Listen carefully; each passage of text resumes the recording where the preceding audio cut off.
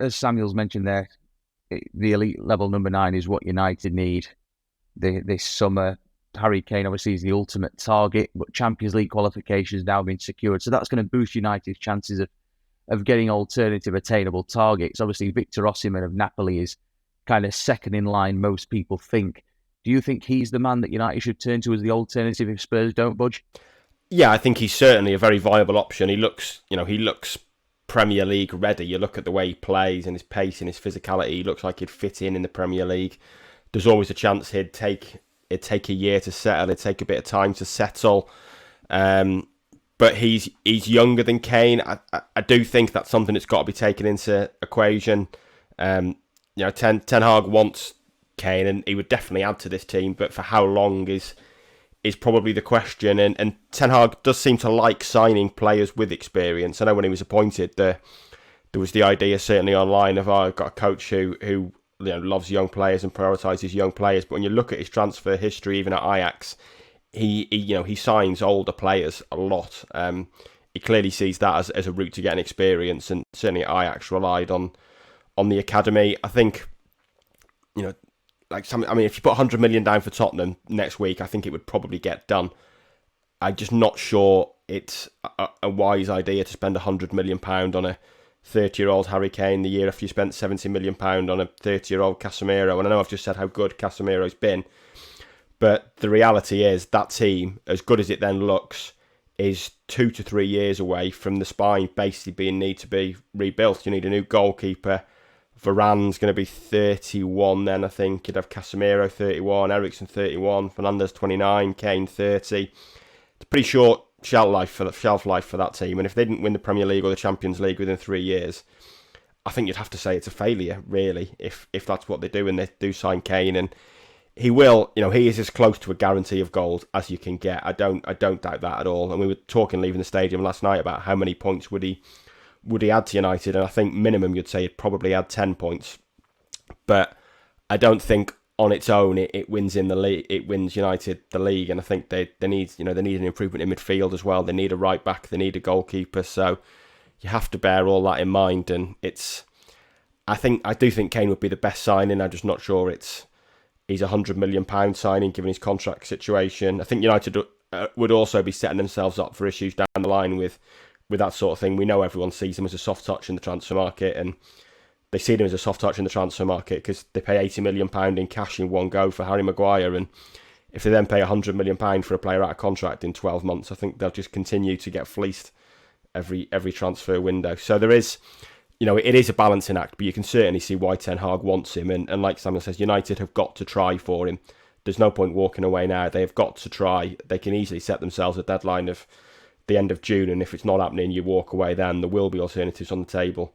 But yeah, they've certainly got to push for him, I think, and try and get him at a reasonable price. Yeah, they definitely have, and obviously the striker is, as we all know, is what they need more than anything else this summer. There's also a need to strengthen the squad overall in terms of depth.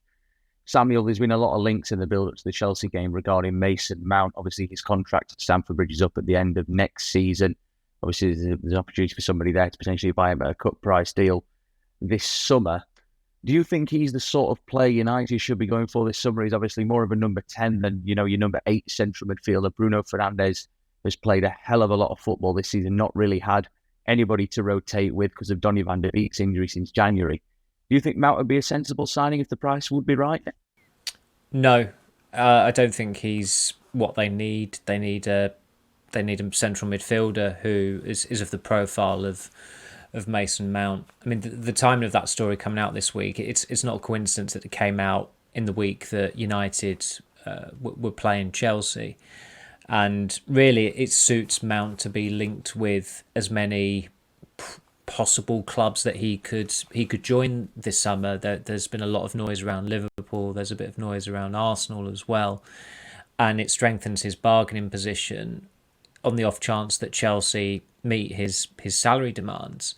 I think he's after something like 250 grand a week because that's what Reece James is on. So the precedent has been set, and Mount is entitled to similar remuneration.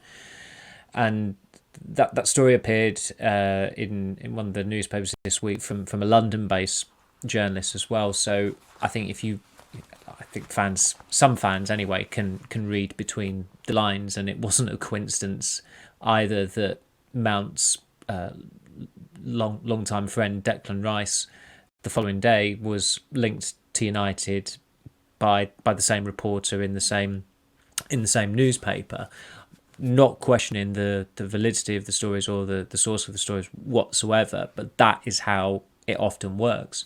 And they are two players who want to be linked to the best teams for different reasons. Declan Rice is going to leave West Ham. If that's not this summer, it's going to happen next summer.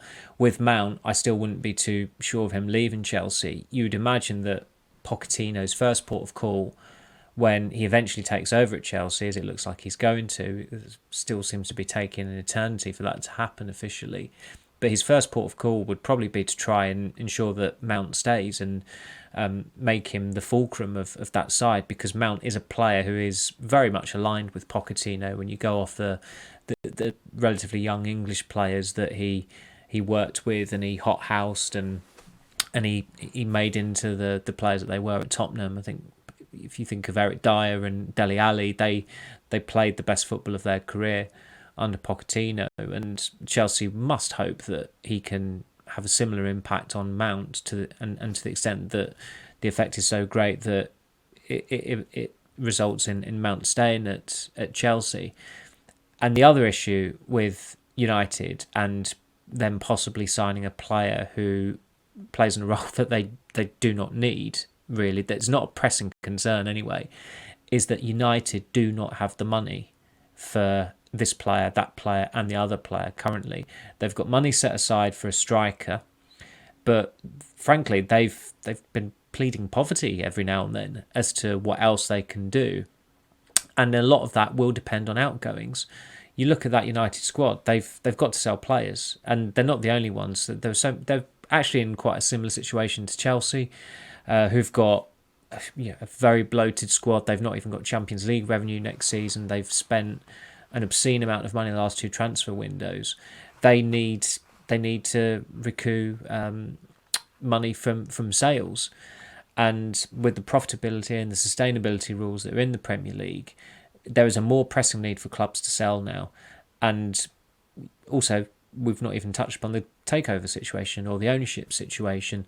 So it's fanciful. There was one report in the week, and United almost laughed it off, where United were linked with Kane, Mount and Rice.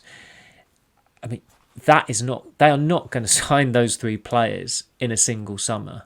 I don't know, if that did happen, then I might as well, I will tender my resignation.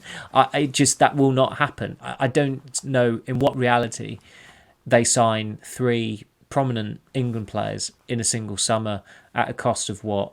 I mean, those three players, that's £250 million, nearly £300 million.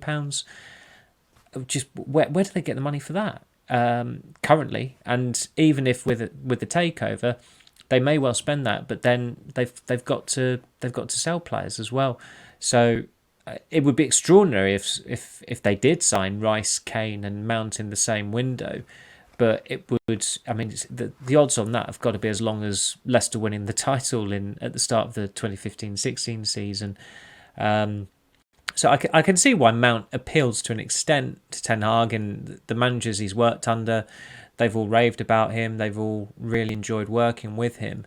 But he operates higher up the pitch, and United's someone who's more of a schemer, operating from deep, because they're currently dependent on Casemiro and Eriksen, who've both been very good this season, but they're both 31, and it says a lot that when they came up against City in January, they tweaked that. They moved Eriksen further forward, and Casemiro had Fred next to him. That shows you that Ten Hag knows they need to re-energise the midfield, and he's certainly not talking about Fred or McTominay. He's talking about an external recruit.